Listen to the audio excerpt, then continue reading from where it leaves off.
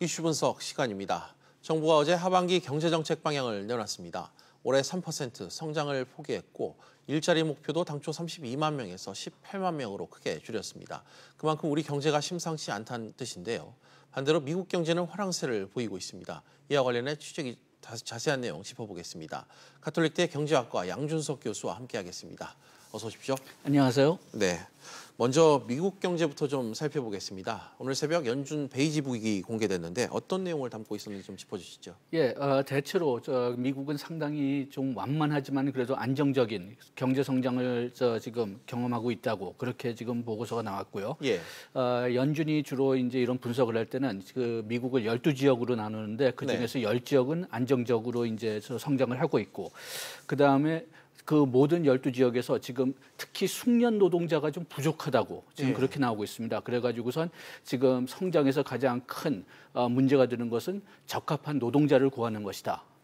그렇게 나오고 있는데 그런데 조금 좀 이상한 거는 그래도 이렇게 되면은 임금 상승률이 좀 높아질 것 같지만 아직도 임금 상승률이 예상보다는 적어요. 좀 올라가긴 하고 있지만 좀 적습니다. 그다음에 대출이 증가하고 있고 그래서 이제 그 경제 자체는 지금 건전하게 증가하고 있다고 하는데 다만 무역 전쟁에 대해서 상당히 좀 염려하고 있다. 그런 결과가 나왔어요. 아직 통계적으로는 나오지 않았지만은 거의 모든 기업들이 그 무역 전쟁에 대해서 상당히 좀 지금 경계하고 있다. 그런 그 이야기가 나오고 있고 또 한 가지 재밌는 것은 미국의 지금 그 12지역 중에서 10지역의 부동산 가격이 올랐는데 그 부동산 가격이 올라가지 않은 지역 중에 하나가 뉴욕시티입니다. 뉴욕 그 지역인데 그 지역에서 그 부동산 가격이 올라가지 않은 이유가 외국인 수요가 많이 떨어졌기 때문이라고 하더라고요. 알겠습니다. 또 파월 연준 의장의 의회 청문회 발언도 좀 짚어봐야 될 것 같은데요. 미국 경제에 대한 강한 자신감을 지표에 나타난 것처럼 표현을 했다고 들었습니다. 이런 상황에서라면 미국의 금리 인상 스케줄, 익히 알려진 것처럼 더 빨라지는 게 아닌가 이런 관측이 나오고 있죠. 공청회 전에는 조금 그런 걸 걱정했었는데 그런데 오늘 아침에 그 증언에서는 안정적으로 좀 올리겠다 그렇게 말을 했기 때문에 지금 시장에서는 일단 계획대로 4번만 올릴 거다 그렇게 해석하고 있습니다. 그렇게 해서 추가적으로 올리지는 않을 것 같고요. 다만 지금 그 물가가 좀 계속 올라가는 추세에 있습니다. 그 소비자 물가 지수는 지금 2.9% 올라갔고 그 다음에 연준이 선호하는 그 근원 개인 소비 물가는 지금 2.3% 올라갔거든요. 그리고 실업률은 지금 4.0%인데 그렇게 되면은 미국의 완전 고용 그 실업률 이하라고 지금 평가를 하고 있습니다. 그래가지고선 지금 상당히 좀 경계는 하고 있는 것 같아요. 그렇지만은 지금 그래도 임금 상승률이 생각보다는 낮으니까 그러니까 일단은 그 4번 정도 올리고 보자. 그런 전략을 지금 가지고 있는 것 같습니다. 네, 그렇군요. 미국이 예상대로 혹은 더 빨리 금리 인상에 나서면 합리 금리 차가 더 커져 걱정이 좀 클 것 같은데 우리 국내은행 상황도 좀 짚어봐야 될 것 같습니다. 한국은행의 대응이 좀 어떨지 사실상 또 유지를 격차가 좀 벌어지면 좀 어려워지지 않겠습니까? 금리를 아마도 올려야 될 것 같습니다. 아무래도 지금 우리가 금리 역전을 지금 겪고 있는데 원화가 지금 강세에 있다, 강한 입장에 있다면은 그러면은 우리가 자금 유출을 그렇게 많이 걱정하지 않아도 돼요. 그렇지만은 지금 아시다시피 지금 환율이 원화가 약화되는 추세로 바뀌었기 때문에 그만큼 그 금리 역전을 유지하는 게 좀 어렵게 됐습니다. 그래가지고선 한국은행은 금리를 미국에 따라서 미국이 올리는 직전이나 직후에 최소한도 금년에 한 번은 올려야 될 것 같은데 다만 그렇게 된다면은 아무래도 우리 경제가 지금 어려우니까 재정 정책이 그 몫을 좀 대체해야 될 것 같은데 그게 그렇게 지금 가능할지 그거는 조금 좀 걱정이 되네요. 그런데 조금 재미있는 것은 파웰도 증언에서 비슷한 얘기를 했습니다. 그 미국의 상원 의원들이 왜 연준이 그 완전 고용 그 일자리를 더 마련하기 위해서 임금을 더 높게 하기 위해서 왜 노력을 하지 않느냐 그렇게 얘기했는데 파웰은 통화 정책 가지고는 그걸 할 수가 없다. 재정 정책을 가지고 해야 된다. 그렇게 좀 다시 그 상원 의원들을 좀 반격했다는 이야기가 있네요. 알겠습니다. 문제는 갈수록 악화되고 있는 말씀해 주셨던 것처럼 우리나라 경제 상황일 것 같습니다. 어제 정부가 성장률 전망치를 결국 2%대로 낮췄는데 불가피한 선택이었다고 바라보시는지 좀 관점이 좀 바뀌었죠? 예, 우리가 연초에는 수출이 상당히 빨리 증가하고 있었고, 예.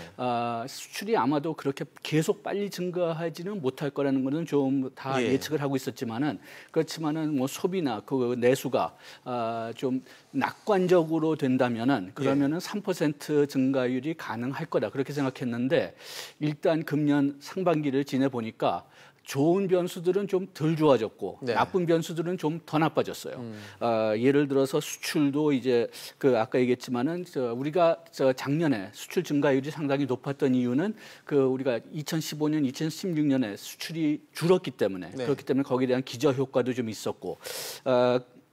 그런데 이제 우리가 그 수준을 어느 정도 쫓아왔는데 예. 쫓아와서 성장률이 좀 내려갈 수밖에 없었는데 그렇지만은 그래도 수출은 그럭저럭 괜찮게 가고 있지만은 그렇지만은 그 거기에 따른 내수 증가, 소비나 투자 증가가 거기에 좀 따라주질 못했어요. 예. 거기에다가 지금 이제 무역 전쟁 이야기까지도 나오고 있으니까 그러니까 좀 그 우리가 그 3% 성장을 누리기가 좀 어려워졌고 특히 투자가 좀 크게 떨어졌습니다. 작년에 설비 투자가 14.6%였는데 금년 상반기에는 1.8%, 하반기는 0.6%를 예상하고 있고 소비도 생각보다는 그렇게 많이 늘질 않았어요. 그래가지고선 좀 우리가 3% 성장을 지금 바라기는 좀 무리인 것 같습니다. 알겠습니다. 하반기 우리 경제가 지금보다 더 어려워질 수 있다는 얘기도 어제 정부에서 공식적으로 내놨습니다. 지금 우리 경제를 위협하는 여러 요인들이 있는데 좀 짚어주시면 어떤 것들이 있을까요? 예, 먼저 아무래도 수출이 가장 큰 문제인 것 같아요. 지금 그래도 좀 우리가 좀 의지하고 있는 게 수출인데 그런데 무역 전쟁이 지금 꺼질 그 가능성이 별로 보이지 않으니까 그러니까 거기에 대해서 좀 걱정이 많은데 그래도 그 우리가 염려할 만큼 커지지는 않을 것 같습니다. 왜냐하면 주로 이제 중국하고 미국하고 무역 전쟁이 붙었지만은 중국이 수출이 대미 수출이 전체 중국 수출의 20%예요. 네. 그렇기 때문에 우리가 중간재를 많이 수출한다 하지만은 그 중에서 그 상당 부분은 미국으로 가지 않고 다른 나라로 가기 때문에 그렇기 때문에 우리나라가 타격을 받고 3% 성장은 어려울 것 같지만은 그래도 좀 일부에서는 좀 두려워할 만큼 두려워하는 만큼 그만큼 수출이 떨어지지는 않을 것 같지만은 더 큰 문제는 내수인 것 같습니다. 하도 지금 내수에 대한 자신감이 좀 없어져가지고 투자도 줄었고 소비도 줄었고 일자리도 지금 생각보다는 훨씬 덜 늘고 있고 그렇기 때문에 좀 전반적으로 그 내수를 살리지 않으면은 그러면은 그 2.9%보다 오히려 더 낮아질 수 있지 않을까 좀 염려됩니다. 알겠습니다. 시간 관계상 마지막 질문을 좀 해야 될 것 같습니다. 우리 경제가 다시 좀 활력을 찾기 위해서 뭐 여러 가지 노력을 좀 경주하고 있는데 어떤 부분이 좀 필요하다고 보시는지요? 예, 우리가 지금 문재인 정부는 주로 소득 주도의 성장을 정책을 지금 추진했는데 그런데 그걸 다 따져보면은 이게 그 거시경제 그 경기 침체를 다루는 정책이란 말이에요.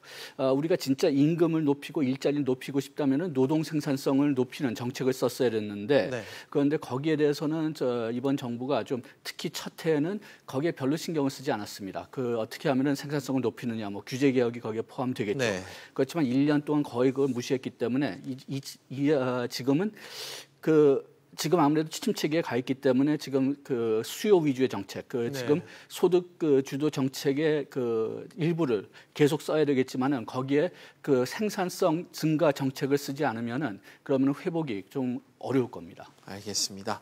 지금까지 가톨릭대학교 경제학과 양준석 교수와 이야기 나눠봤습니다. 교수님 오늘 말씀 고맙습니다. 고맙습니다.